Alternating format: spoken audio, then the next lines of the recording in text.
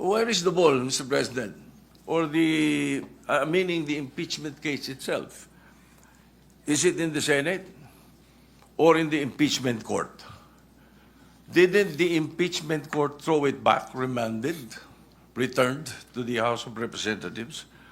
So what are we dismissing in the Senate kung wala sa atin ang kaso? Can we continue hearing the case and dismissing it without the impeachment case in our hands? Can we throw the ball out when the ball is not in our possession? Siguro naman dapat magkaroon tayo ng tinatawag nating sense of proper sequencing of moves. Nasaan po ba yung impeachment case?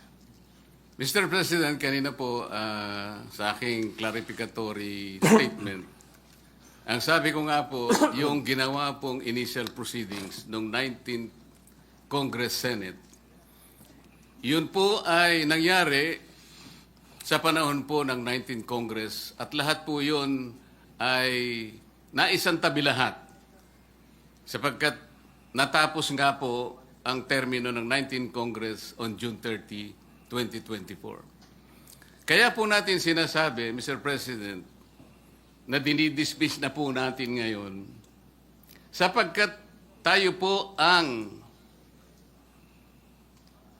nasa lugar na sinasabihan ng Korte Suprema nung sabihin niyang ito ay immediately. Sino pong mag-i-execute nun? Hindi naman po i-execute yun ng House of Representatives.